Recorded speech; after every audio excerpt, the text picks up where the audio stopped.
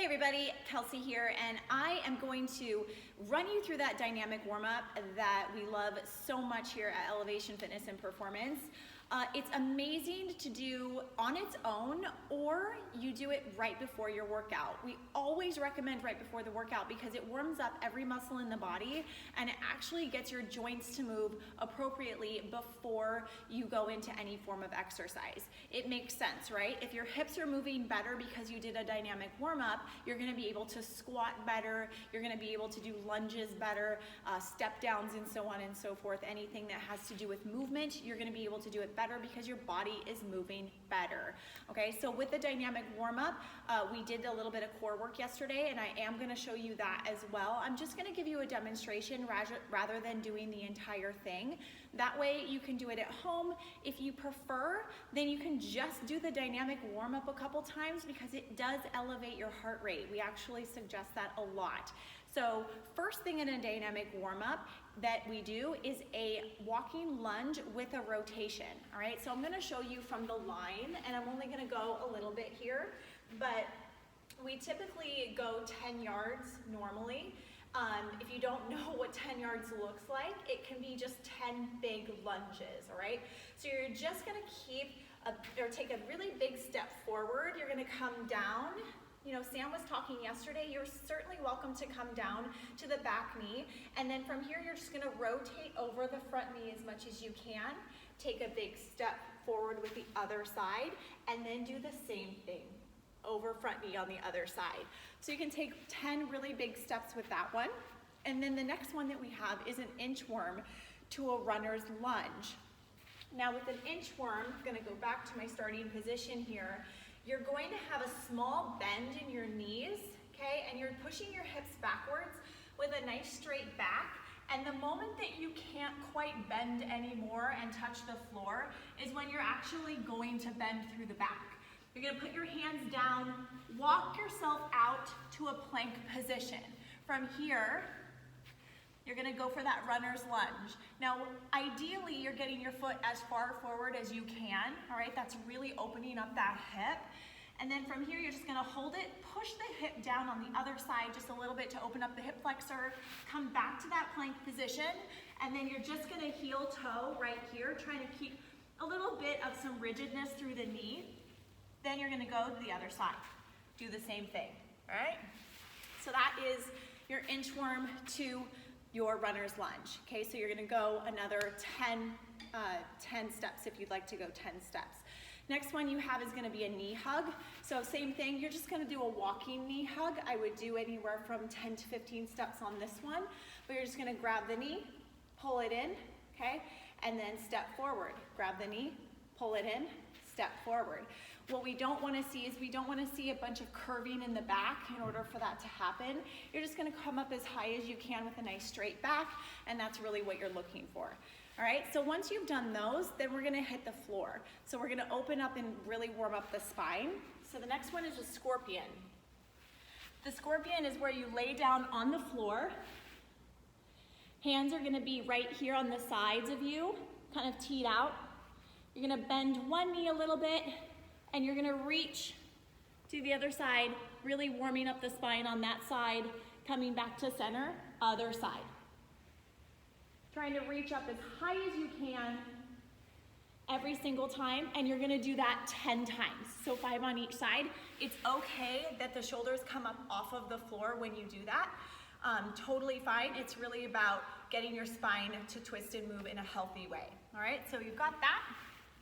Then the next one you're gonna do is you've got your supine twists. So with this one, you're gonna lay down on the floor. Your knees are gonna be stacked right over your hips, and then you're about a 90-degree angle here with your legs. Your hands are gonna be out, teed out again, and this time, your knees are gonna drop to one side, so I'm gonna have them drop over here so you can see. But your knees are gonna drop to one side. Really glue those knees together as much as you can, being active through your knees. And then the other hand, the opposite hand, is gonna face up, while this hand is gonna face down. You're pushing into the floor with the hand that you're going towards with your legs.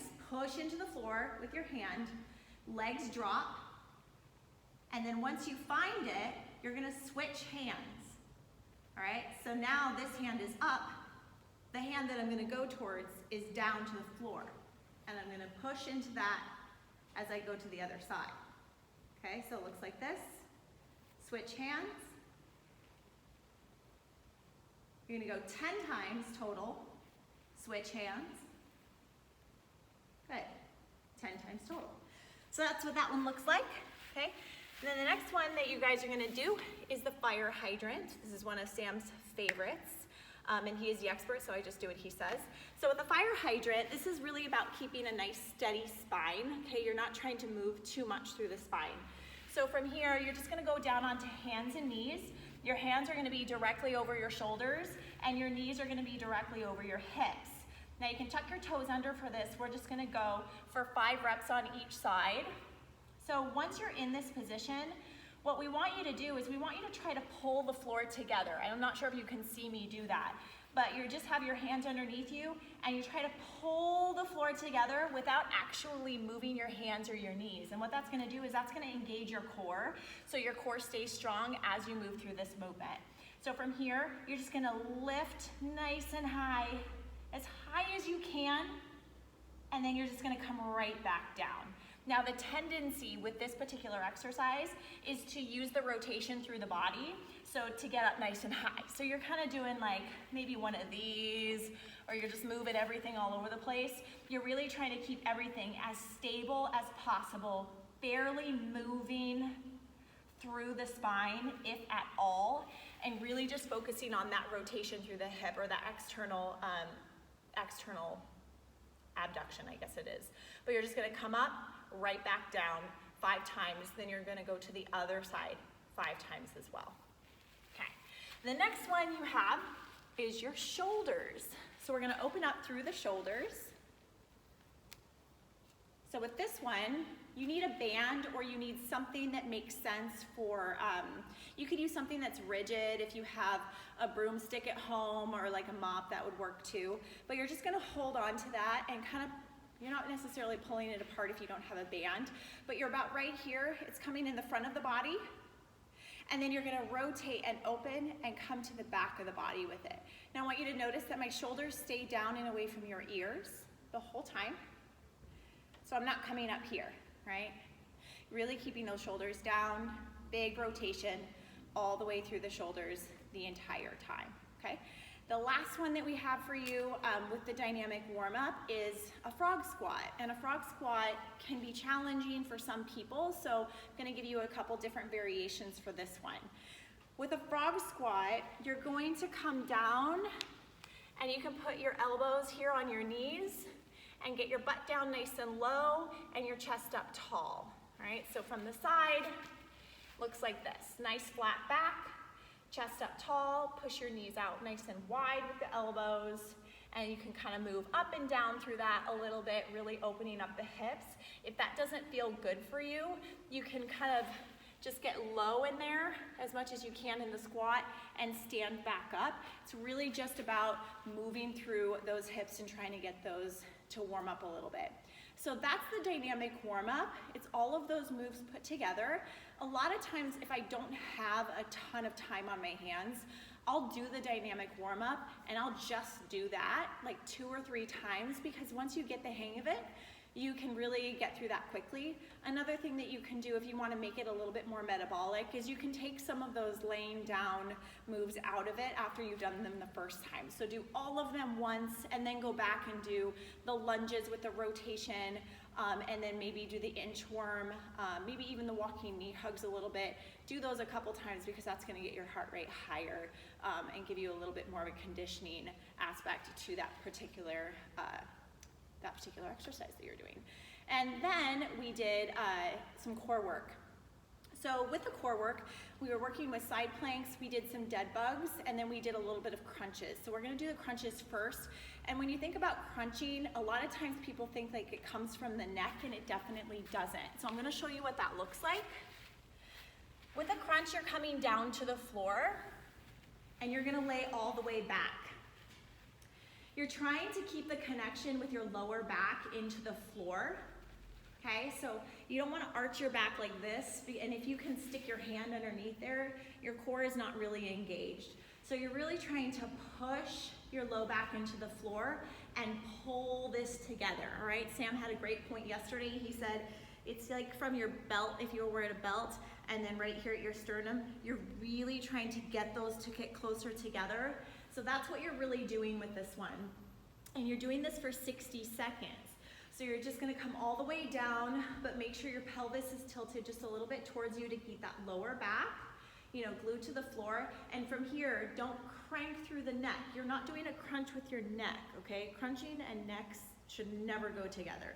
Okay, you're trying to just lift the chest and pull this together. You should feel a good shake. I'm already shaking and I've done it once. So you're coming back down, nice and slow, back up, nice and slow, big shake to the body. You're doing that for 60 seconds. So we're not looking for this, all right? We're not looking for a lot of repetition. We're looking for intentional movement. So lift, pull this together, hold, find that little shake through your body, and then come right back, keeping that neutral spine, a lot of space from chin to chest. So once you've done that one, then we go into a side plank, and there's a couple variations that we do here. With this one, you're doing 30 seconds per side, so you can time yourself on that one, and I'm gonna show you the progressions and the regressions that Sam had everybody do yesterday. So with a side plank, the progression that you would use, or the most advanced version that you would use for your side plank, you're on your elbow and you're gonna have your shoulder right over your elbow. So a lot of times we can be like that, that's rough on the shoulder, so make sure that they're stacked. You're gonna stack your feet on top of one another, and you're going to lift through the side body right here, squeezing your glutes, squeezing your core, and trying to pull the floor together with the elbow and the feet. So you're here for 30 seconds, really trying to open up. A lot of times we cave in a little bit, so try to keep that open. Even if you want to lift up your hand straight to the ceiling, you certainly can. If you need a regression or you want a modification for this, simply put your top foot in front of the bottom foot.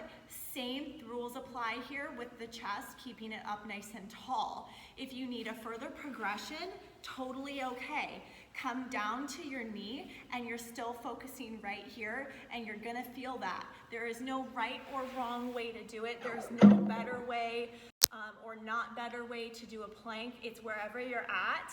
That's where we're trying to start and seeing if you can progress and get better results. That's what we want. The last thing that we ended up doing was a bird dog. So with this one, you can either go for reps or you can go for time. So with this, you're gonna be in that same position that you were for those fire hydrants. You're gonna take opposite arm and reach long, and opposite leg is gonna reach long while you're keeping a nice solid spine. So again, we're not aiming for a lot of movement through the spine. You're really trying to just keep everything nice and engaged. So pull the floor together. That's what we want you to do first. Otherwise, we can get kind of lazy, right? So pull that floor together. Then you're going opposite hand, opposite foot, extension. Bring it in. Try to touch knee to elbow without moving that spine too much. Okay, so you can look for 5 reps. You can go for 30 seconds. I like to go for reps because then I get equal amounts on each side. Then you're gonna go to the other side. That is what we worked on yesterday. I've talked to a lot of you today, and it sounds like some people are pretty sore through their core, which is awesome. Adding that dynamic warm up to your life is going to help not only the current workout routine you're doing, but it's amazing to do on its own, and we highly encourage that you do that. If you need anything, we are always here for you. Comment below, let us know, and we will help you.